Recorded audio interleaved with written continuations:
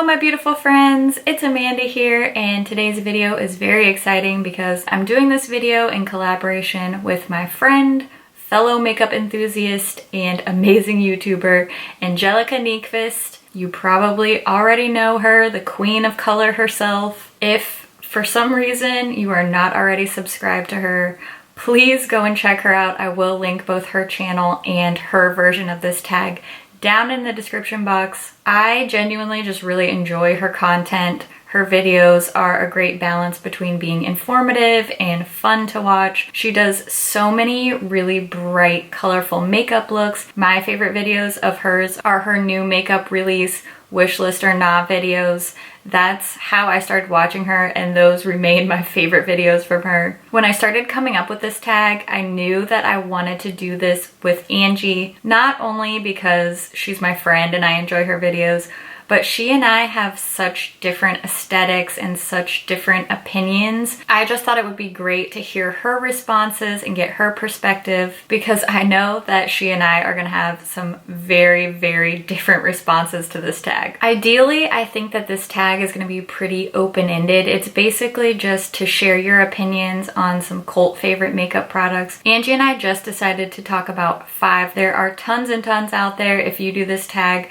I encourage you to add and subtract whichever products you like. Today, I'm gonna go through these 5 cult favorite products and tell you if I think they're worth the hype, if there's something else in the line that I like better, or if there's something I would add to the cult favorite status. The first product that I want to talk about today is this baby right here. This is the OG chocolate bar from Too Faced. Pretty much everybody knows this. Everybody has seen it. Probably most people own it. I freaking love Too Faced. I love their palettes. I definitely think that the chocolate bar is worth the hype. I'm sure that right now in the current makeup world climate, this doesn't really seem like anything special because we've seen tons of neutral palettes. Palettes are often scented. They often have, you know, cute packaging. And at the end of the day, this is a very neutral color palette. But at the time this was released, I think it was a much different world of beauty. In my mind, the chocolate bar palette is just one of the forefathers of makeup. And certainly I have a very nostalgic feeling about this palette. At the time it was released, I think it was definitely worth the hype around it. Now it probably feels a little bit less special than it did when it first came out. So is it worth the hype? In my opinion, yes, it's a great palette. It's sort of been lost in the archives of all the millions of eyeshadow palettes. I think the quality is great. Love the shade selection, love the scent, love the packaging. There's nothing I don't like about this palette. I have all the chocolate bar palettes, and honestly, I like all of them, but I have to say that the OG chocolate bar is not my favorite. Still enjoy it, still love it, still think it's a staple. This may come as a surprise, but I actually think that the best chocolate bar palette is the Chocolate Bonbons palette. The Chocolate Bonbons palette has all the perks of the original chocolate bar: cute packaging, chocolatey scent. There's still plenty of neutrals in here. You can definitely get many very neutral, bronzy brown looks out of this, which is what we expect out of a chocolate bar palette. But I love the sort of unexpected twists that came in this one. The pops of color like this really bright pink, the navy blue, as well as the fact that this leans more towards neutral and cool tones. Those things really set the Bonbons palette apart, not only from the other chocolate bar palettes, but from most mainstream eyeshadow palettes in general. That's why this one is my favorite. Let's talk about this girl. This old girl right here. This is the Modern Renaissance palette from Anastasia Beverly Hills. This is probably one of the most beloved and most cult classic eyeshadow palettes in the beauty community. Modern Renaissance came out and just took the makeup world by storm. The hype around this palette when it released was incredible, and it still continues to this day. People still hype this palette. I have to say, it's a beautiful palette. I like these tones. I love the mixture of warm and cool tones. There's a lot of mattes in here. Anastasia does mattes really, really well. So I definitely see why this palette has received as much hype as it has. I see why it's a cult favorite. So is it worth the hype? I think mostly yes. don't roast me. I have thoroughly enjoyed this palette. I do think there are some things personally that I would have changed in here. I would have liked to see some more shimmers and just some more variation in general. A lot of these colors do end up coming off looking very similar, like these sort of tan shades, like reddish shades. I wish that there was just a little bit more variation, even if it was just a difference in texture, adding some more really metallic shades in there. I know everybody says this palette can do no wrong, so suggesting changes to it is quite controversial. I am not coming for you, ABH. I still really like this palette. But once again, this one is not my favorite in the line. I have quite the stack of ABH palettes here. There's no denying that the Anastasia formula is really insanely good. The ABH palettes in general get tons of hype, and that's for a reason. Personally, I think the Prism palette did not get enough love. This palette did not get enough hype. There's everything you could ever want in here. Neutrals, brights, mattes, shimmers, hundreds of looks coming out of this palette. Prism was severely underhyped compared to Modern Renaissance. If I'm gonna go for this color scheme, I'm reaching for my soft glam much more often than I'm reaching for my Modern Renaissance. Now, it's true there are still some very similar shades in here with these like mid-tone tan and orange, but the fact that this soft glam palette includes a lot more varied shimmer shades, I feel that I'm getting way more looks out of this. I'm feeling more inspired by this. Part of that is just personal preference because I like shimmery eyeshadow. I like shimmery lids and shimmery inner corners. And I know that this soft glam palette has gotten quite a bit of hype. I do tend to prefer soft glam over Modern Renaissance. Don't come for me. It's just my opinion. This is where it starts to get a little iffy. This is a time-honored cult favorite product. It's the Orgasm Blush from NARS Cosmetics. This blush in particular inspires a lot of feelings, both good and bad. This blush is like the Kanye West of the makeup world. Some people just inherently want to hate it, but every once in a while you're like, I gotta admit that's a catchy tune. All terrible analogies and cruelty-free status aside, let's just talk about this product. Is the NARS Orgasm Blush worth the hype? I think it's worth the hype. I don't think it's worth the price.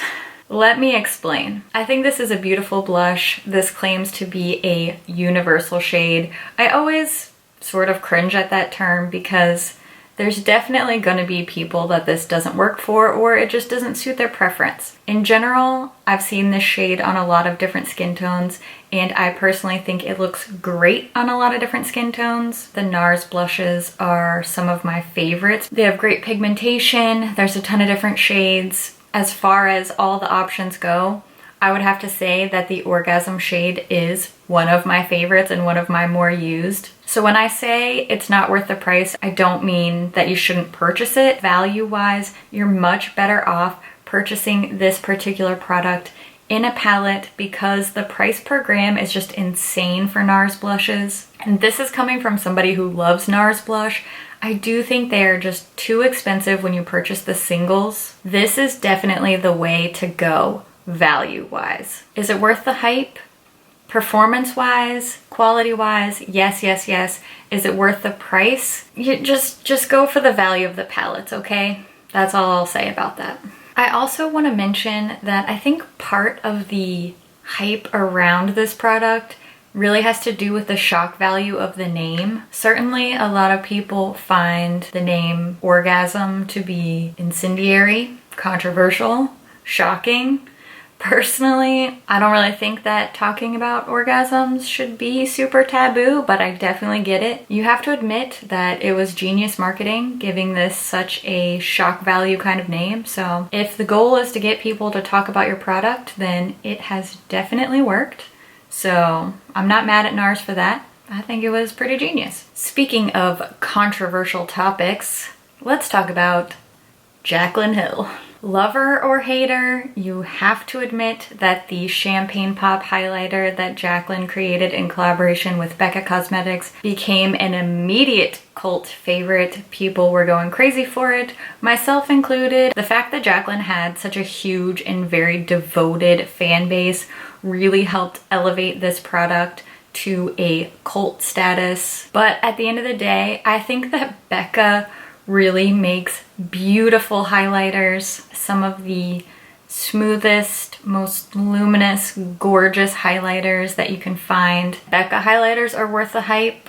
I don't think this one is. I like it, but I would not say this is the best, most perfect, most universal, most amazing highlighter ever created.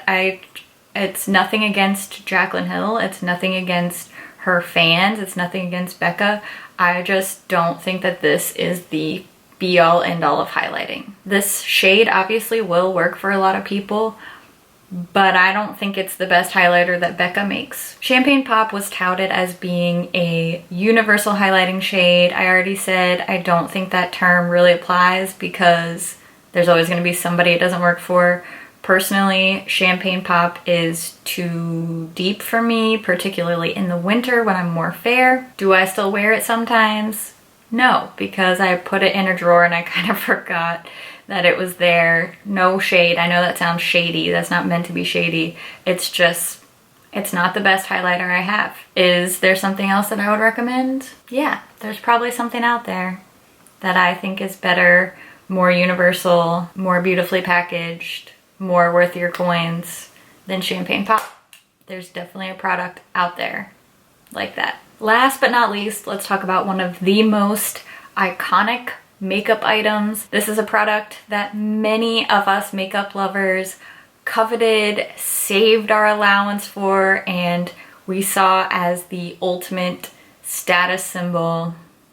I'm talking about MAC lipsticks. The classic black bullet, the vanilla scent, just going into the store and seeing rows and rows, every shade and finish you could ever imagine. There's something very iconic about this makeup product. This is the kind of thing that everybody instantly recognizes. In general, for this cult favorites tag, I've been talking about one specific shade or one specific color option from a cult favorite product line. There are literally hundreds of MAC lipsticks. The first one that comes to my mind, I know everybody kind of has a different favorite, but everybody knows Ruby Woo.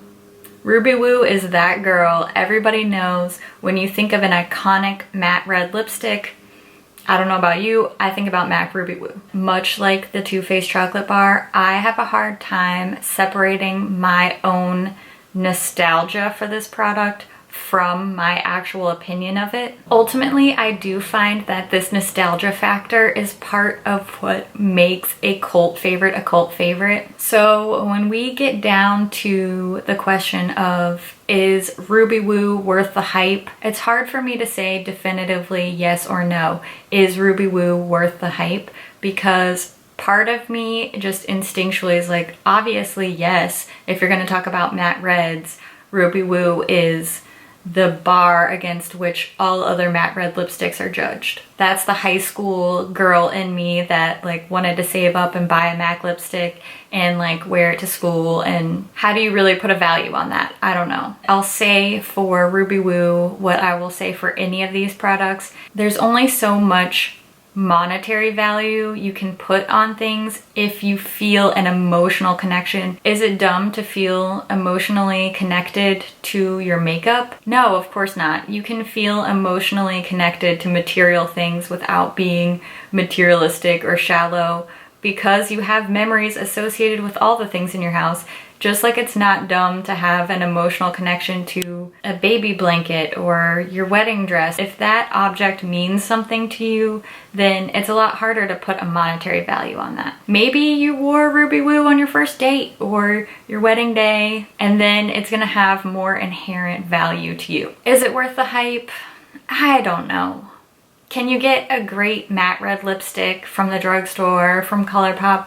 Certainly. I'm sure you can. There's probably 100 dupe videos out there And if you're not missing out on anything by doing that, then no, it's not worth the hype. Personally, I much prefer the satin lipsticks or the lip tensity lipsticks from MAC. I do think formula-wise, those suit me better. They're more comfortable. I just enjoy them more. I don't really feel that Ruby Woo is the epitome of MAC lipstick personally, just because I'm not super down with the retro matte formula. I'm hoping at least part of that made sense. There are a lot of other products that I considered putting in this video. Obviously, the Urban Decay Naked palettes, cult favorite, they've been talked to death. Sort of similarly, the Tartelette palettes, and even something like the Anastasia Glow Kits, which are also quite iconic. Personally, I didn't feel like I had tried enough from the line or had enough of an opinion to really share on those. But if you do this tag, those are some other suggestions. The very last thing I want to address in this tag video is, what product do you think deserves cult favorite status that hasn't achieved it? First is the NYX HD blush. These blushes are on par with many of the high-end blushes that I've tried. They're only like $6. There's tons of colors. They have different finishes. I love them. I don't think they get nearly enough hype. If for any reason you're not down with the NARS blushes, whether it's for their cruelty-free status, simply for their price, if you're offended by the way they name their products, if any of those things are turning you off of NARS blush, I would recommend this in its place. I love these. I don't know why more people don't rave about these. They're excellent blushes, cute packaging, great price. What more can you ask for? NYX HD blush. These should be cult favorite status. Maybe we'll make it happen. As far as eyeshadow palettes go, we all know about the Lorac Pro palettes, especially the first one, and for a good reason. I think the Lorac Pro formula is one of the best. The Mega Pros are crazy good. I really wish there was a Mega Pro this year, but that's a different story altogether. I would definitely consider the Lorac Pro and Mega Pros to have cult favorite status, but I don't think that the unzipped palettes get enough love. This is the original unzipped. There's also an unzipped gold, and then they did a bunch of the unzipped sunset palettes. I love every single one of them. More people should be raving about them. If you're gonna rave about a neutrals palette, this is the one to rave about. And yet I just don't see a lot of people mention it. I don't know why. This is an excellent palette. It'd be a great investment if you're the kind of person that wants one go-to everyday neutral palette. This is the one right here. This is the one. I think I would even recommend this over the chocolate bar for a lot of people, especially if you are not a fan of like fragranced or scented makeup. This is it. She's waiting for you. The very last thing is the ColourPop Luxe lipsticks. These are a newer formula. They have a cream and a matte finish. They have tons and tons of shades, really cute packaging, really affordable. I don't think that they're quite cult favorite status yet, but I have a feeling they will be in the future, and I definitely think they deserve it. I just want to remind you to please go check out Angelica's video. If you're here from Angie's channel, thank you so much for coming over. Thank you for watching. And if you haven't seen her video yet, go show her some love. I know you're gonna love her. Her content is amazing. Please go watch her video, subscribe to her channel, and show her some love as well. I'm inviting everyone to do this tag, whether you do it on Instagram, if you make videos. There are a couple people I know who make videos who I'm gonna specifically tag. I usually don't do that, but there are a couple people's opinions I would love to hear. So I'm gonna tag them in the description box. But everyone is cordially invited to do this tag. I can't wait to see what you guys think about these cult favorite makeup products. If you're not gonna make a video or do a post, just leave a comment down below. Let me know what you think. Are these products worth the hype? What do you think should be a cult favorite? I always love to hear what you think. And as always, thank you so much for watching. I'll see you in my next video. Bye. Metaphor for my life. Nyqvist. Angelica Nyqvist. Nyqvist. Sorry, I'm not Swedish. I'm sorry if I butcher your name, Angie. I still love you. Just eat this instead of talking about it. This might... Really? Yikes. Where? Huh? That was awful. The nailed it. Bronzers. I hate myself right now. Woman, you better pull it together. Do it for Angie. Okay, that was a scary pep talk. Must you bark? I'll take that as a yes. I'll just take my time. What are you gonna do? Okay, moving on. Dumb to feel emotionally collected. It's dumb to say that. I don't even know what I'm talking about anymore. Does anyone? No, probably not. And I'm not here for your judgment. Dude, Angie's so funny. You don't even know. I love her accent too. Is that weird? I just like listening to her voice. Does that sound creepy?